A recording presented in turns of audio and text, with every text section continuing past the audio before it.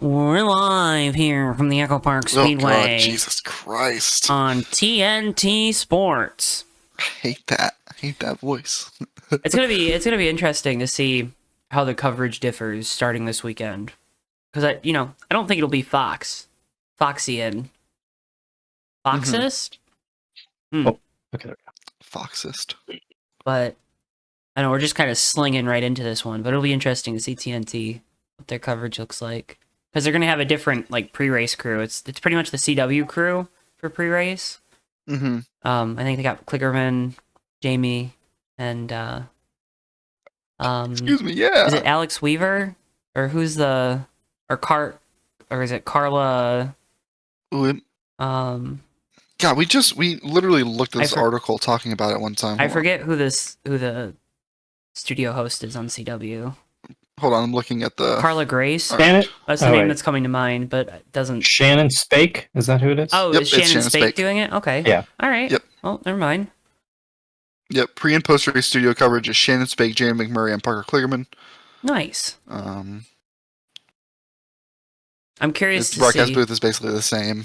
I'm curious to see if they follow Amazon's lead, or if they're gonna do all their stuff from like the NASCAR studio, which I think is what they're gonna do. Which is okay. I think it can be okay. I think Prime though having that stage was cool. Yeah, especially at the end. By the time we got to Pocono, Yeah. it went from like dozens to like probably 100 people were hanging out by the stage for post race, which is like gave off really cool old school like speed NASCAR race day, NASCAR trackside vibes, and I liked that a lot. And people forget like NBC's been doing the Peacock Pit Box, right? That's what it's called? So like they've been doing the Pit Box show, which I think is really cool because it's unique to them. Because like Fox, that's the other thing. Fox has had a stage here and there. They always have one for like the 500 because that's the only thing they care about. But the thing about the Prime stage though is they put it where fans can actually get to it. One, yes, exactly. But two, they Fox made it doesn't feel like something. Fox doesn't do the Hollywood Hotel very often anymore, do they? No, they don't do it at all. That's lame. Yeah. Yeah, I need love that mid-race Chris Myers break. Yeah. I need that in my life.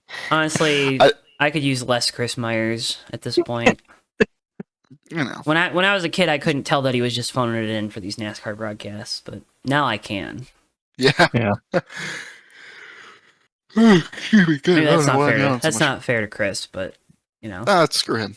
I heard he's an asshole, so. Oh, really? I'm just gonna take that unsubstantiated rumor and run with it.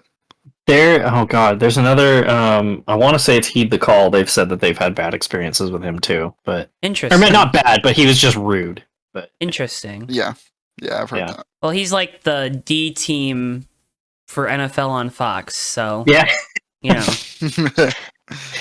Out of my way, I can cover Browns Jags this week. Yeah, right. Jeez. That's why I love Adam Alexander, because like when I'm assuming he's not part of the Fox family, or at least not in the same capacity that he was before. But like I still remember going to a random Michigan basketball game, and I'm like, is that Adam Alexander calling the game? So I like pulled it up on TV, and I'm like, oh my god, that is Adam Alexander. He just calling the basketball game. So always awesome. appreciate guys that have range. Broadcasting thing. That's why I like our good buddy Austin Spencer, because he's got range. He's got range. Oh yeah. So, anyways, this is Fake Racers Podcast. Can't thank you enough for tuning in, for watching. Hope you're enjoying your week. We're a day late and a quarter short, or something. I don't know. I think that's how the phrase goes. But can't thank you enough for watching. As always, we're here to talk Pocono and scoreboards. Triangle. JGR scoreboard. It doesn't really hit the same. Fair. But Chase Briscoe finally makes good on this Joe Gibbs Racing opportunity. Gets a victory at Pocono. Wins a race that it feels like they should win, or they should be capable of winning.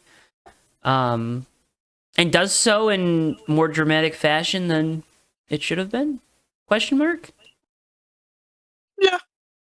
Yeah, it was because it was it was a mistake leaving the box. No, they didn't want him to leave yet, and he left early. Yeah, he left on the jack. He wasn't supposed to. Yeah, and apparently, they were like 3-4 laps short. They had a yellow though as well, didn't they? They That started kinda out helped saying them. they were like 9 short. It was like they were 3 or 4 short when they went back green from that I caution. don't know about that. I don't know about all that. I don't know about that either, but you know what? It was, again, to talk about Amazon Prime's coverage, Chef's Kiss, Steve Letarte is amazing.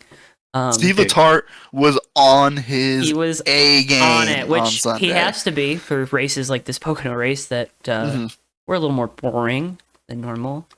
But Yeah. But You I know was, that meme? I was impressed. That meme where it's the guy like rubbing his hands and like licking his lips, like, oh, here we go. That was Steve Letarte. Like as soon as that last run went green, he was like, oh, here we go. I get to talk about fuel mileage. I get to talk about strategy for 30 laps, for 30 minutes.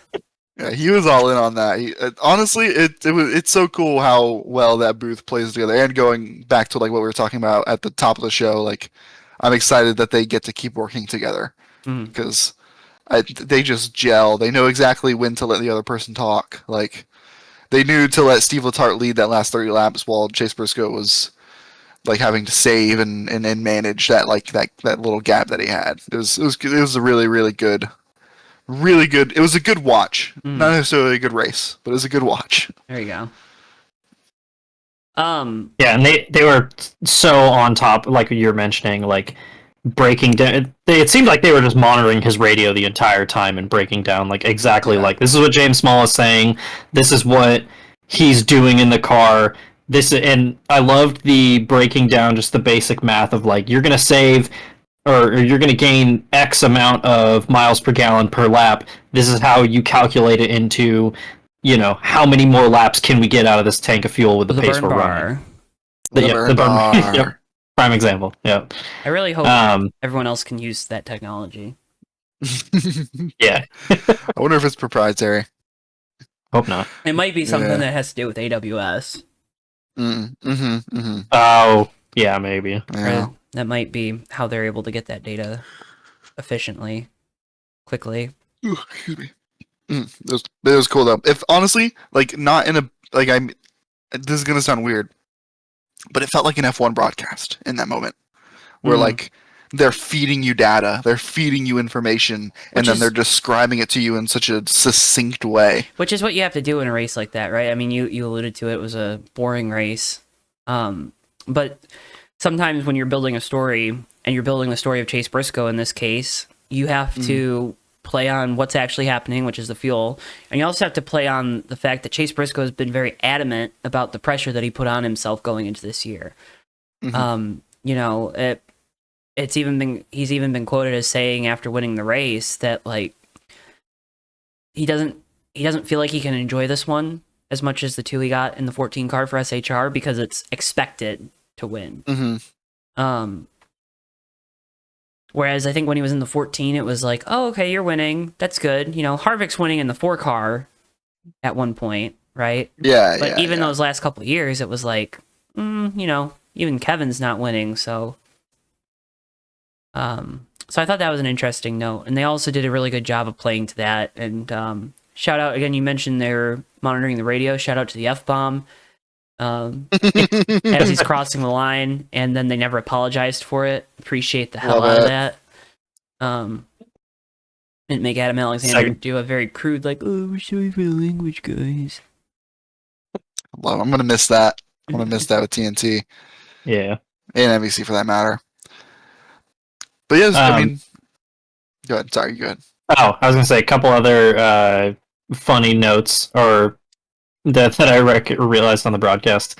I've been very impressed with Trevor Bayne as a pit reporter. He's been very good.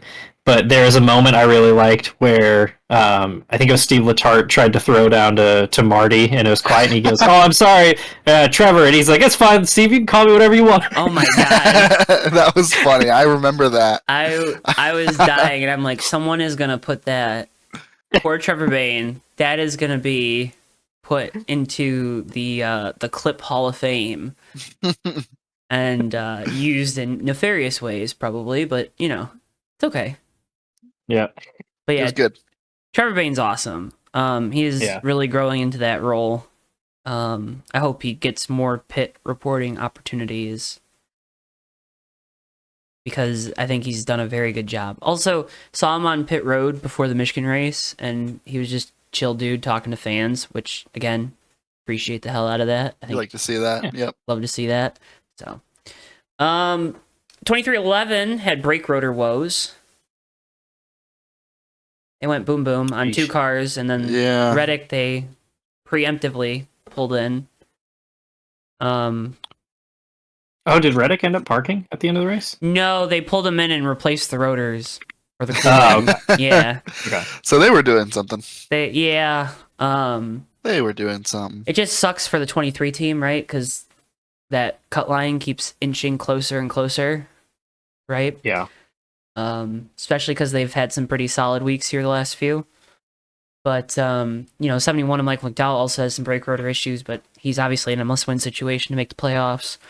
Because we're now in that one was weird. Also, that brake rotor failure on corner exit, it blew up. I've never seen that happen before. It's just heat, though, right? It's just and like my extremely basic theory was just like the brake heat entering turn 3 fractured it, and then the centrifugal force of it accelerating faster and faster made it explode. But I don't know.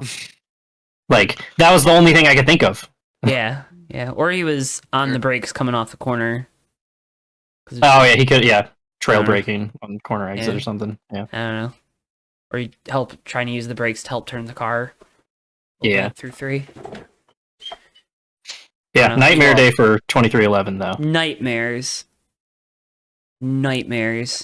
Might as well have just not tuned in if you're a 2311 fan, because that was rough. And lawsuit things are happening this week. It's Oh yeah, there are. Yeah. We'll let Davey update everyone on that, maybe. I don't know.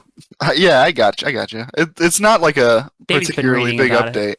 I have been. On the opposite end of the spectrum, RFK gets 3 in the top 10. Brad Keselowski continues to shoot himself in the foot. Feel like he might be doing a little too much. Rookie mistake pitting when the pits were closed, but he took blame for it over the radio. Mm-hmm. But also, they pit on that last cycle when they probably could have had a top 5 finish if they pit when Jeremy Bullins wanted them to pit, but Brad was advocating to stay out a couple more laps because he had clean racetrack. Literally the lap after he said that too of I want to stay out longer. Caution. Yeah. Completely screwed them. Yeah. Which is it was very unfortunate. Like he got the timing on it was like borderline torturous. Yeah. Yeah, with the first one, there was a funny thing that I don't think they picked up on the broadcast, but I saw people posting it, was, Brad pitted on a closed pit road under caution, and Hocevar was running second, and he came down and then swerved at the last second to miss it, and his crew chief was, yelling at him, pit road's closed, and then he radioed up after and was like, oh, I know, I just wanted to fake the 6 into pitting. I did see that. I was like, that is cold-blooded. Oh my God. That's a good one. Yeah. Joe's not happy about it, but that was brutal though. That was far and away their best run of the season, and oh yeah, so many. It really felt like during that last stage that everything that could go wrong did. Well, they had race-winning pace for the second time all year. Yeah. Right. And this time it didn't feel like it was just because they had the tire pressures really low. So, but RFK, again, they're getting it done. This is the second time in 3 weeks that they've had all their cars in the top 10, which again, I think was something they hadn't accomplished since 2016. So, yeah. Yeah. I thought Buescher was gonna win at one point, on that last restart. I thought he had the car to beat. He had track position, and he got a terrible restart. Yeah, no, he got screwed on that restart. Yeah, but he's another guy that has a lot of momentum. Yeah, and I think he did. Honestly, I think he did still have the car to beat. He got mired back there. I'm sure we'll talk about that a little bit, but he just couldn't really make it through those lead few cars. I mean, it was pretty bad this week. I don't know. Aerial block. Yeah, I mean, it was bad. It was bad this week. Okay. Let's just complain about things for the sake of complaining about things. Not every race can be the best thing since sliced bread. People aren't taking into account that the racetrack was completely wiped clean of rubber before the race, and that was a pretty big factor. It's also, Dude, I love that. This is my favorite. related to the race, this like 4-week Corey LaJoy revival that we've been having of him schooling somebody on Twitter about tires was pretty good too. That was good. He's absolutely right in my opinion. Yeah. Just somebody trying to be like, oh, what do you know? And he's like, I literally drive the cars. Like, what do you mean, what do I know? Yeah. What do you know? You haven't won a NASCAR Cup Series race. Neither have you. Hey. Yeah. Same energy as when iRacers argued with IndyCar drivers, because IndyCar drivers during like all the COVID stuff, they were like, oh, the IndyCars and iRacing are like too hard to drive, and like the iRacers was like, you know what you're talking about? You just don't know how to drive them. It's like, that's Joseph Newgarden. Yeah, I think he might know something That's about the driving. one guy that I think would know how to drive this car. Like, And they watched Joseph Newgarden flip last week, and they were like, see, I told you! I told him. I bet he does that on iRacing all the time. You're not supposed to go upside down, idiot! We now have 11 different race winners. 5 spots are still up for grabs as of today on points. I have it in here. Who will be left out that's currently in on points? Those drivers are Chase Elliott, Tyler Reddick, Bubba Wallace, Chris Buescher, and Alex Bowman. Not in that order. It's not looking good. It's not looking Makes fun. me so mad that it's like, like 2 guys that I really like, Bubba Wallace and Alex Bowman. I was like, they're definitely getting knocked out. Like, Oh, yeah. There's no way they're not. Well, we gotta fuel the Carson Hocevar to the 48 car rumors somehow. So That's true, yeah. we gotta try to get those rumors to be substantiated for another off season. Yeah, absolutely. I tell you what, it's a rough time to be Bubba Wallace and Alex Bowman, because like, yeah, they like Bowman had a great run last weekend. Bubba had a decent run last weekend. Bubba cannot seem to like. He just can't seem to string anything together. Like he'll have a good run that kind of offsets the free fall he's in. Then he has a day like a day like Sunday. Yeah. I don't know what that man has to do to get a crumb of luck in the Cup Series, because blowing a brake rotor isn't necessarily his fault. You know what I mean? He just can't seem to shake it. I don't know what's going on. Yeah, and they seemed like they were starting to correct it. 6th at Nashville, 4th at Michigan, and then a 12th last week, which he's never been a great road racer, so they definitely left Mexico with their heads high, and then it was like, and right back to outside the top 30. I think again. it's like 6 DNFs on the year, something like that. 5 Oh, 6 DNFs. God. And that's I killer. believe so. That Yeah, has to be has anyone had more? Like, just replace those DNFs with like 25th place finishes, and that's 10 points per race. That's 60 points or something like that. yeah. Jeez, man. So, yeah. I'm gonna see if I could find who has the most DNFs. So And for what yeah, it's worth, bad. for what it's worth, 60 points. Wow, yeah, 60 points does him a big favor. Yep. Yeah, let's see. Bubba has 6. The next closest are Blaney and Keselowski with 5.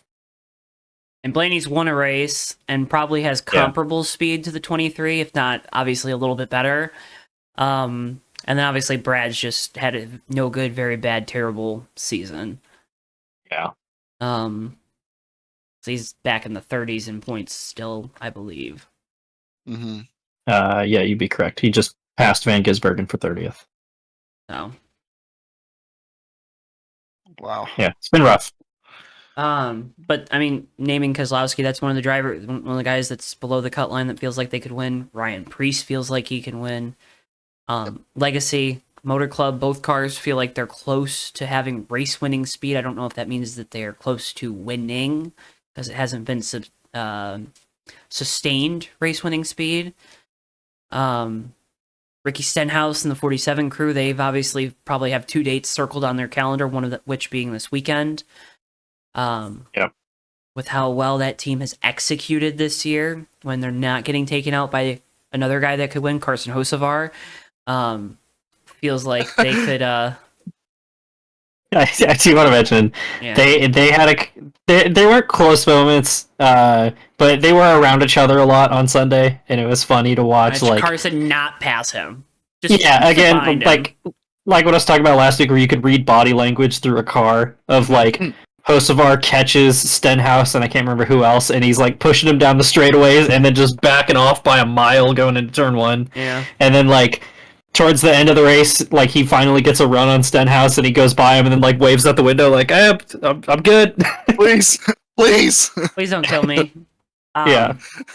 No, yeah, that was hilarious. But again, it feels like, and I don't know if you guys think this way or see it the same way I do, but in years past, this run to the playoffs hasn't felt as unpredictable as it does this year. I don't know if it's because there's 3 road courses, 2 super speedway drafting tracks, if it's so I don't know if it's the track composition of the next 8 races or 9 races, if it's the just the guys that haven't won yet, or if it's just the fact that maybe this is a new part of this next gen era or Gen 7 era. This season is a weird season because I think it's a little bit of both. Like no one has put themselves so far out in front of the pack. I feel like I know who the champion will be. Yeah, there have been a lot of ebbs and flows at the front. Specifically. Yes. And granted, I wouldn't have told you Joey Logano would have won in 22 or last year, right? Like, no one would have said that at this time. But I feel like you could have made the case for Blaney. Yeah. So, it's weird. The season still feels very weird. The RFK cars are faster now. It feels like, as a group, they're faster than the Penske's, but the Penske's were so good for the first third of the season. But now it feels like they've either stepped something back or they're holding something back. I don't know. Maybe Roger did say, "Hey guys, don't cheat anymore." It's lie low for a little bit. Yeah, it definitely feels like there's a lot of teams that are surging right now. Trackhouse has had an uptick in their performance. Daniel Suarez qualified in the top 10, was running very strong throughout the race. Ross Chastain was a non-factor, but that's typical Pocono for him. SVG brought out that last caution. I'm not mad, just disappointed. Yeah, like you look at the start of the year, though, But yeah, like, go on. Start of the year. Yeah, I was gonna say you look at the start of the year, and it was you look at the top 4 in points, and it was like it felt like those were the 4 guys that were running up front every week, and now it was just all the teams that we just mentioned. Yeah, and now you look at like the teams that you were just mentioning, Legacy, RFK. Spire with Hocevar and even McDowell to an extent are all surging right now. We've got how many road courses coming up, and you have McDowell again, Allmendinger. They could win their way in through those races. Ty Gibbs is surging at this point. Like, there's so many guys that started out slow and who are now, it seems like they're hitting their peak, while guys like Bell and Larson have been kind of non-factors for the last month, it feels like. It's so weird because I feel like we talked a little bit earlier, like several weeks ago, about how like the cream is starting to rise to the top of the next gen car. Like there are teams that are like kind of always in the conversation. They're always winning, and within a month and a half, it just seems like all that's gone out the window again, and we're back to like 2022, where it just feels like everyone can win. There's so many cars that can win a race right now. I feel like a legacy car on a good day could win a race. An RFK car can win a race. A Hayek Aspire. I'm looking here. AJ Allmendinger, if not for some bad luck and like a couple of like single race winners this season, could almost point his way into the playoffs. Good boy, I couldn't get that out. Could almost point his way into the playoffs. I would just like to mention Eric Jones, who felt like he was out of it, is now in the top 20 graphic after this past weekend. He's been on fire. I'm not going to lie to you. After 10 races this year, I was like, oh man, is he still going to be in the Cup Series next year? You know what I mean? Like, but seriously, Dude, something happened. it's just Not only are they faster, but I feel like for a while John Hunter Nemechek was kind of waxing Eric Jones. Yeah. And it's flipped back again. It feels like Eric Jones is getting the... I don't know if he saw that, like, John Hunter Nemechek, the terrorist, was doing better than him and, like, a light bulb turned on or something. He was like, wait, I'm better than this guy. What am I doing? I'm literally better than him. And he just started driving fast again. I don't know what happened. But Eric Jones is, like, back to normal Eric Jones. Yeah, that was like a month and a half ago, or actually about a month ago, where we were talking about that, and I was like, Stenhouse is in on points, John Hunter Nemechek is right there on the outside looking in, like, what the hell is going on? And now Eric Jones seems like he's literally rose from the dead. Yeah! But, And I would not be surprised if they win a race. Ricky Stenhouse Jr. could win at EchoPark. yeah. Like, this weekend. Ricky Stenhouse could win in Iowa. Like, you know what I mean? Like, it's like... Yeah. No, Yeah. you're not wrong. It doesn't... You're not wrong. It doesn't feel like these things are out of the realm of possibility. Where I feel like last year we would have said, yeah, the 47 car, they're not winning outside of a super speedway. Because that's the thing. Like, I was saying at the start of this year that they were going to be shut down by this point. Yeah. that's what exactly. Yeah. And they got their potato roll sponsorship or something. I don't know. Yeah, that changed it all. And that was the decider. And their Fun Pops and their real Their Fun American Pops. beer. I'm telling you, dude. And here's the thing. They're cobbling it together, man. It's great. They're cobbling it, but no one is talking about this. No one is talking about, like, this weird... You said it earlier. Use the word. This weird surge of all these teams who, like, found something. Something's going around the garage area right now. A team found something at the beginning of the season, and the other teams have caught it, and they're all doing it now. Something is happening. Like, there's too many teams that are too fast all at once. They are doing stuff on the wrap in the back. Did y'all notice that last few weeks? I did, yeah. I've noticed it on the Hendrick cars. They're yeah. starting to play some games again. I wouldn't doubt it.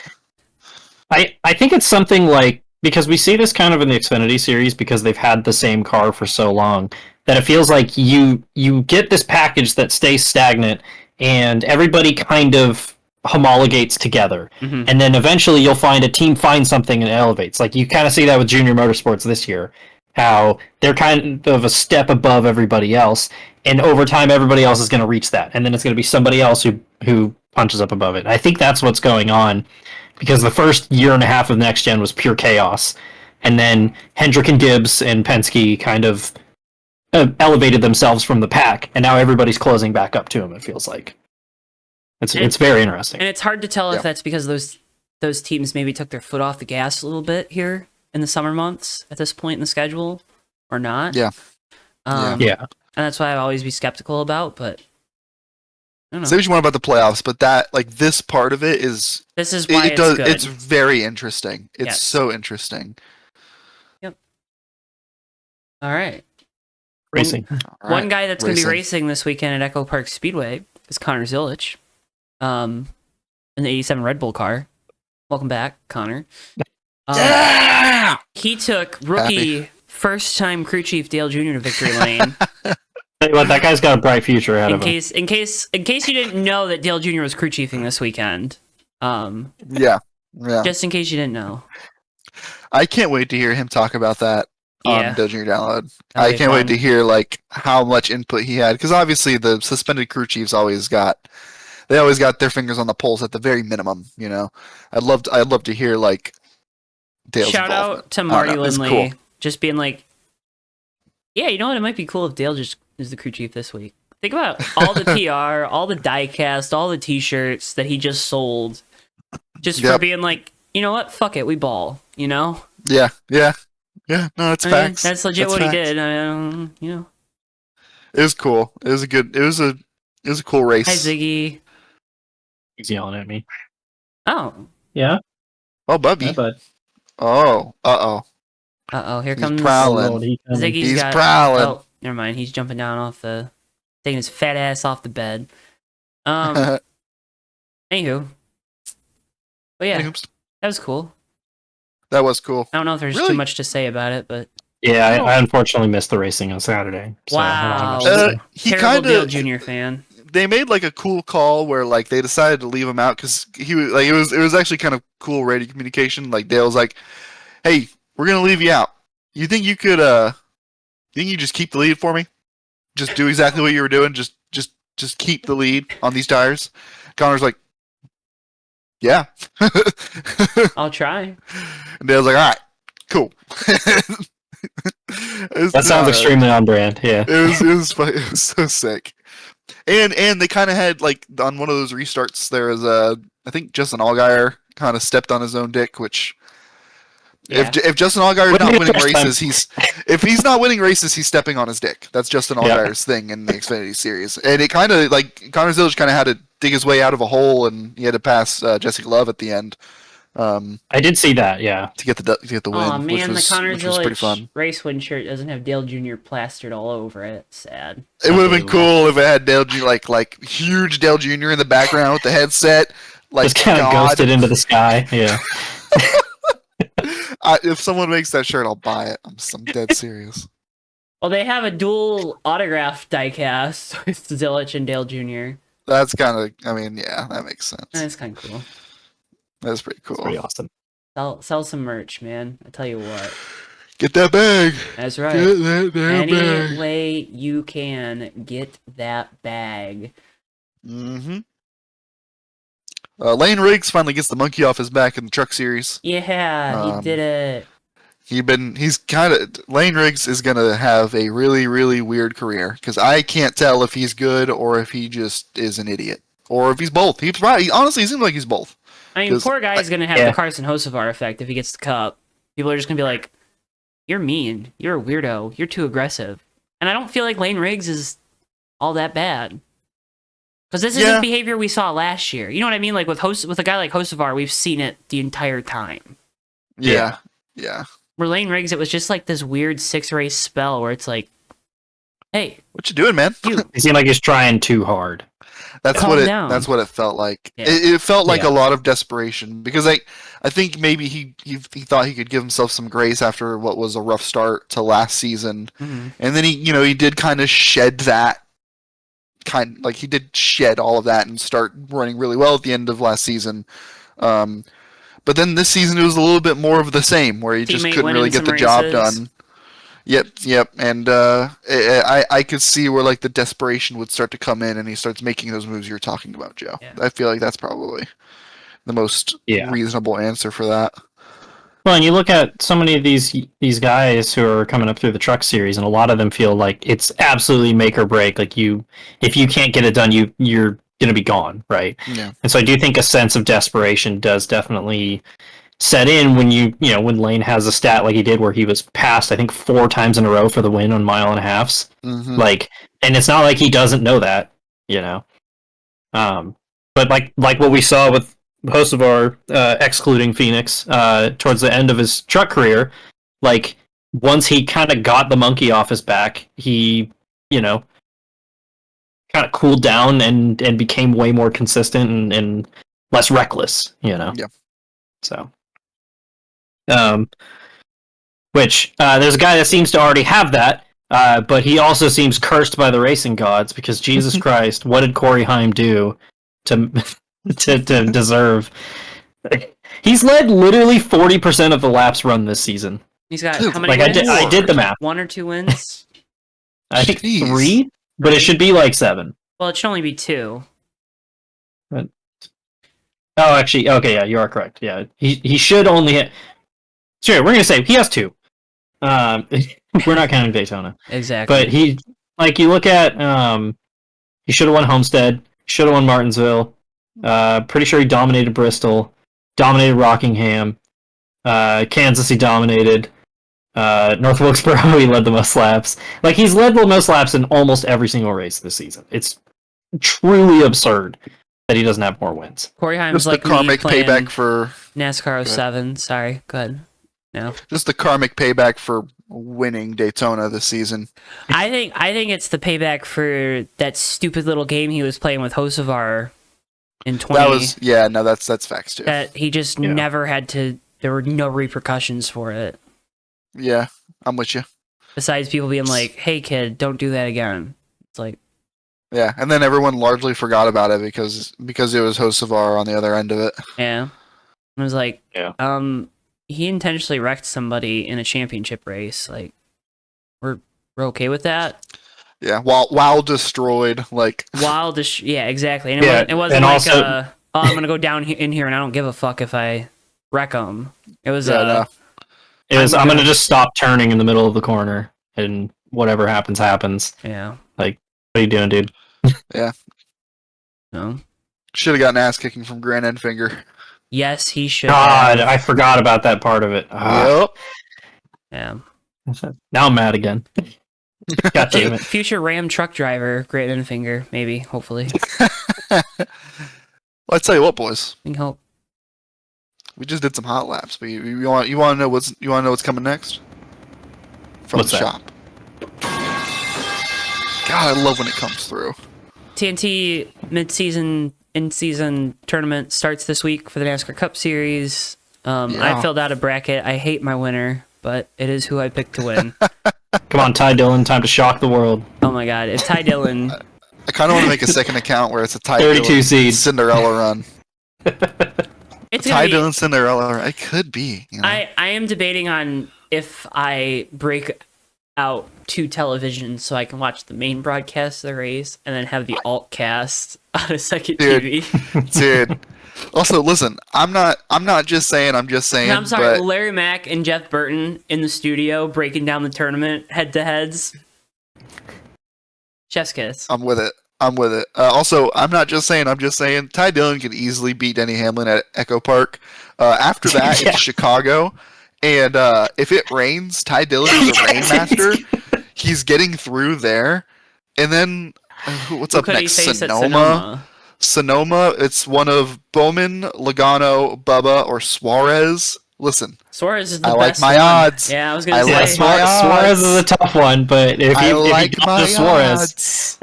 And then He's you go got to a shot. Dover. and I'm that's- making a second account. Ty Dillon Cinderella run is coming. It's happening. that one time at Dover, he like stayed out late and was like leading before he got wrecked on a restart in like 2016. Just saying.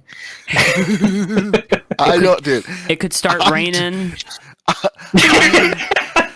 I'm making a second account, and I'm gonna make one where Ty I Dillon forget. wins. Are they doing rain tires at Dover?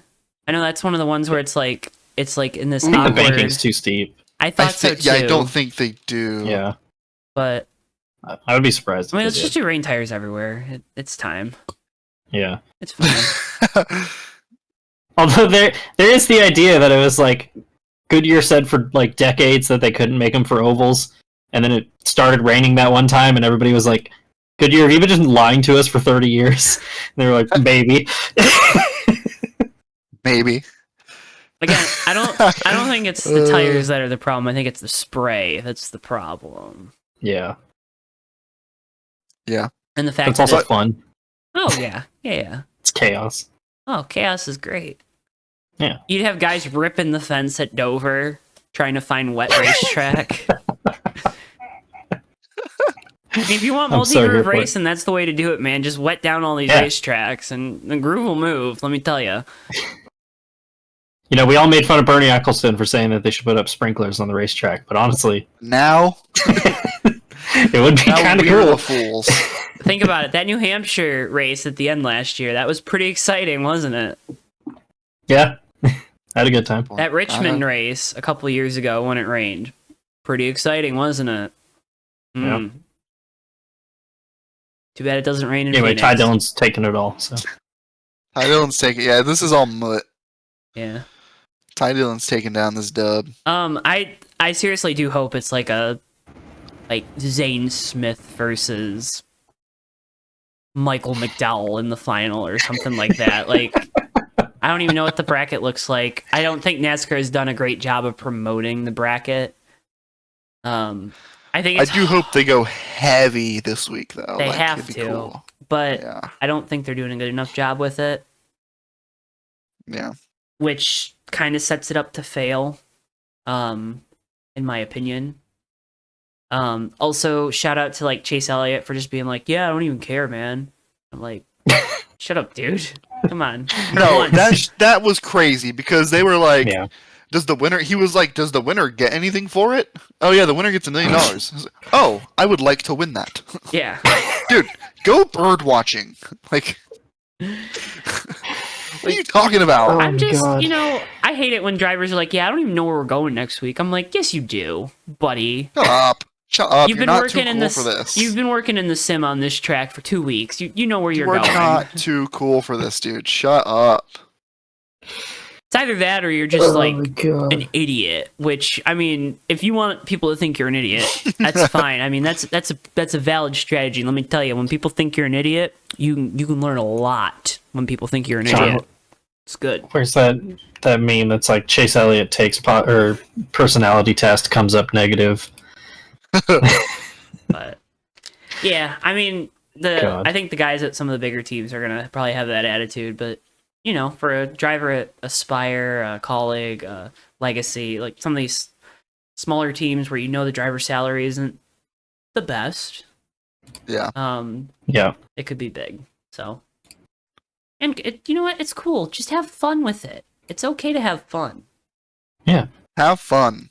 It's okay to have fun. Just have fun. Just have fun. Have fun. Why are we not having fun? Just guys being dudes. Do you want to do lawsuit updates, Davey, or? Yeah, I'll do a lawsuit update. Basically, the judge was like, I think we talked about when the judge was like, hey, you know how we said you could be chartered teams this season? I don't think so anymore. JK lols. And then the teams were like, wait a minute, but what about this? And then they were like, let's think about it. You can be a charter team for a little bit longer while we think about it. And then I thought about it, and they were like, no. And they were like, okay, cool. I think there was more of that today, like them trying to get their injunction back or whatever. And then the judge said, hey, you both are being ridiculous. Why the fuck do you want to fight each other so bad? You're both wrong. If this goes to court, I'm going to eviscerate both of you. Basically, the judge, that was the judge basically telling them, hey, you guys should settle because this is stupid and ugly for everybody. No one's winning here. That's kind of what I got out of it anyway. So, to provide the facts, NASCAR had asked teams to hand over financial information, had requested, I don't know what the word is for it. Subpoena teams. Yeah. To give over financial information. 12 of the 15 teams said, no way, Jose. They also subpoenaed Doug Bowles, who is the CFO or CEO or COO, or probably all of them, honestly, at this point, of IndyCar, for information. And he has also denied giving over the information and saying it could be detrimental. That's pretty much the argument is, if we give over our financials, that's we lose competitive advantage and blah, blah, blah, blah, which, sure. Because what they're really worried about is leaks of the information, right? Because this information would be kept confidential to the court case. But as is anything, once the information is out there, it's out there. Yeah. So, yeah. What a mess. What a mess. It is. It's almost like NASCAR should have done stuff. They're also accusing 2311 and Front Row of colluding and trying to get teams to collude against NASCAR and charter negotiations, but the teams have this thing called the RTA that they were trying to negotiate through. So I was mentioning that. I was like, but then basically NASCAR made it a very public effort to negotiate individually with the teams to go around the RTA. So, like, the charter agreement is essentially NASCAR's collective bargaining agreement, and then they're trying to sue two teams for collectively bargaining. It's like, well, like, you literally created this. Like, what are you doing? Then why did you ask for it? Yeah. Literally the catchphrase of this show at this point. Yeah. It's so frustrating. It's just a bunch of people getting what they asked for and then being upset about it. Like, that's us commenting on them, I mean. I mean, that's NASCAR fans in general, right? Yeah. Or motorsport fans. Yeah, It's racing fans. I want Liberty Media to take over IndyCar because they'll do a better job of publicizing it. Cutscene. F2. USF2. Yep. Do you even know what F2 is? I don't. I think it's a it's a key on my keyboard. That's about all I know about it. Let's see if I recognize anybody in F2 right now. I was joking about it would be really funny because we were talking about the possible street race for NASCAR that it's rumored it's San Diego, it's rumored it's this, they're looking at Philly, yada yada. I was joking. They're looking at Belle Isle. Yeah, it's got to be Belle Isle. And I joked that Roger Penske would probably throw himself off the tallest building in Detroit if the Cup Series went to Belle Isle and IndyCar didn't. Yeah, I don't think that would happen ever. It wouldn't. I'm just saying it would be really. I just think it'd be funny. Yeah. All right, F2 update. So Sebastian Montoya, Juan Pablo's son, is currently racing in F2. Oh, there's also an Indian driver with the first name of Kush, and I think that's pretty cool as well. That's pretty good. Other than that, I do not recognize any of these people. And that, folks, is my bottom split moment of the week. Yes! Formula 2. What a fall from grace. Remember GP3 and GP2? Those were the days. My bottom split moment is that we don't have GP3 anymore. Okay, alright, fair enough. Matt? Oh god, what was my bottom split moment? You have to make it something dumb at this point. Alex Blow in the IndyCar race. I guess that's fine. Womp, womp, womp. My road to pro moment is that one of these drivers who won the championship in Formula 2, their Wikipedia picture looks like it was taken in a Zoom meeting. Oh, I gotta see this. Who is this? Felipe Drugovich. Of course, his name is Felipe. Oh, okay. I've heard of him before. Okay. I have heard of him. It's just a Zoom meeting. He's got his AirPods in. It's his Wikipedia image.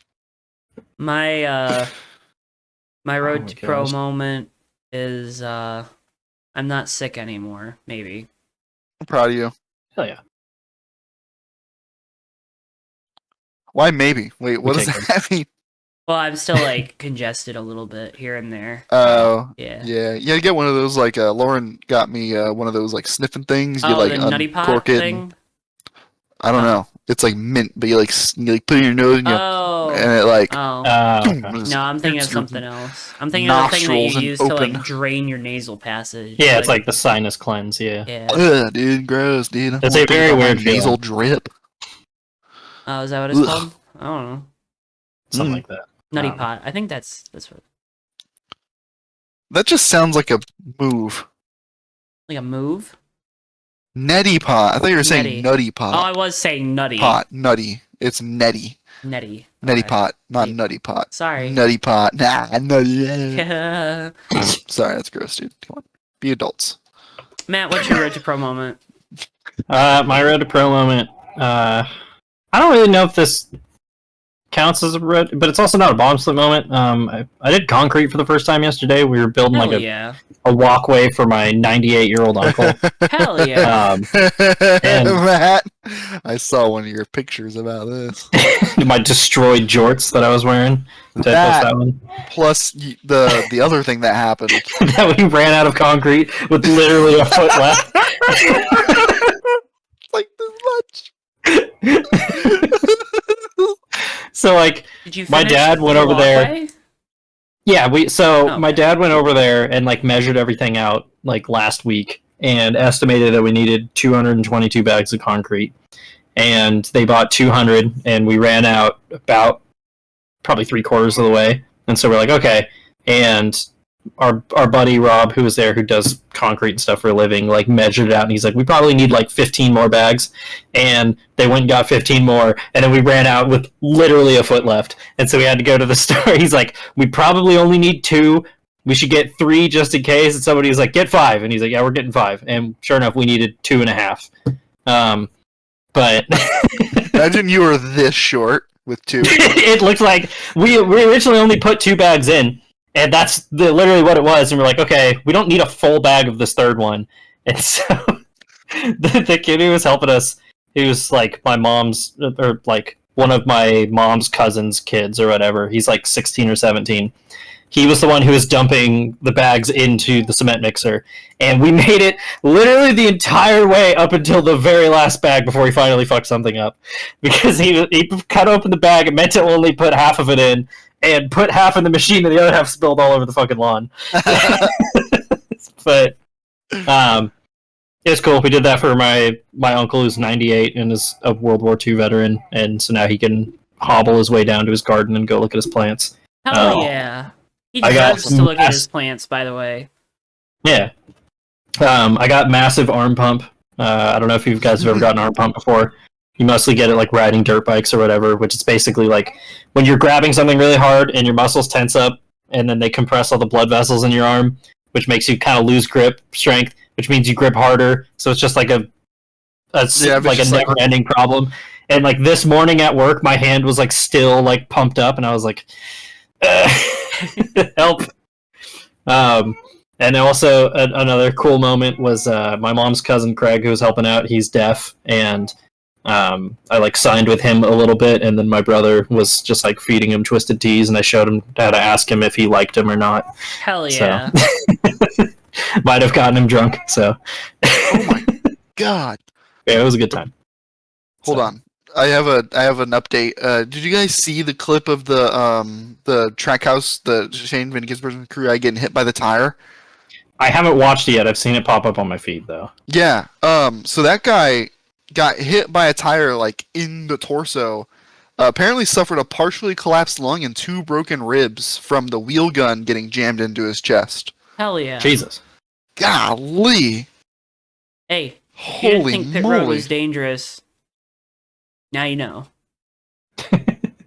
You finished the stop apparently too. That's Oh, yeah. wild, man. It was, he hobbled over to the right rear. I believe and you it. could I tell fucking was believe like, it. Oh man, buddy is He's struggling. Yeah. Dude, that is nuts. Yeah. Good lord. I think we take for granted Yes, we do. pit road and pit crews. We salute our Just- pit crews. Golly, Oh, yeah. man. They're out there running in front of cars going highway speed. They're running in front of cars going highway speed. They're running with the car trying to keep the fuel can engaged for that extra gallon. And they're running in front of traffic going highway speed with wheels and tires in their arms. Yeah. Yeah, I was gonna Insane. say, like you kind of take for granted how athletic that is, and then you like change your tire on your car, and you're like, Jesus Christ, I'm Yes. gonna die. Yes. Yeah, that's wild. We're hoping for a speedy recovery for that guy. That is Yes. nuts. Good lord. Folks, I think we did it. We did. It's the end Joe, of the did show. you ever road it, bro? It's a Yeah. podcast. Did you? Yeah, I did. What was it? Don't remember. But I did have one. Shut up, dude. No. I did have Shut one. up. I did have one. I don't My remember wife is what it going to was. listen to this, and if you didn't, I'm going to make you record a 30-second blurb Okay. that is you talking right Deal. around it, bro. Deal. I had one. I mean, I'm not saying it was a good one, but I had one. Okay. Don't remember what it was, though. Okay. Sounds good. It was that I wasn't sick anymore. Oh, yeah. Okay. Oh, okay. Never mind. Yeah, you're off You're the right. hook. Okay. You're right. Lauren, you can stop feverishly texting me because I know she went straight to the messages app upon hearing that and was telling me it was because he's not sick. And I'm like, okay, sorry, you're right. I hope she texts quicker than getting me remembering what I said. Let me know. And now she's going back to the messages to say, "Oh, I did text quicker, didn't I? I didn't hear you guys talk about this until just now." And now she's also telling me about that. She's gonna change that text to be Matthew didn't talk about motocross this weekend, or on this week's show. So Folks, make sure if you haven't already, drop a like, subscribe, follow, comment on Spotify, do all that stuff. That's always helpful when you do. Do you guys have anything going on this week? I don't have anything going on, but I do have something I want to plug. because I am going to talk about motocross real quick. Ugh, Almost got there. You're about to feel really bad, Joe. I know. A few weeks back at Hangtown, Trevor Collip, who is like a privateer guy, had a pretty bad qualifying crash and broke his tibia in his leg. And there have been some major medical complications since then. And so his family put up a road to recovery page for that. So if you can donate anything, it'll go a long way. I'm definitely going to donate some money because he's not in a great spot right now. So We'll have that at the top of the video description. I'm assuming it's a GoFundMe. yeah. Okay. Cool. So or it's through this website, Road to Recovery. They do a lot of stuff for athletes. Like they have one for Jerry Robin, who I talked about like 2 months ago on here. So yeah, they've already raised just shy of $29,000. So yeah. Anyway, Good plug. Good plug. Davey? I don't think I have anything. I'm not gonna be here next week, so I hope Oh. no one misses me too bad. Okay. Cool. we'll figure it out. Where are you going? Boston. Boston. I'm seeing family. Oh, I've seen family I haven't seen in a long time. nice. Have fun. Yep. Enjoy. Yep. Just another trip that kind of happened out of nowhere, I guess. You gonna make the pilgrimage to see Dewey while you're there too? Probably. I'd like to see Dewey. Heck yeah. I'd Hell like yeah. to see Dewey. I'd like to see Dewey. And what is his address? Folks, can't thank Where you would enough you for see him at? watching. Can't thank you enough for watching. Make sure if you haven't already, drop a like, subscribe, follow, and we'll see you guys next week on the Fake Racers Podcast. Bye-bye. Bye.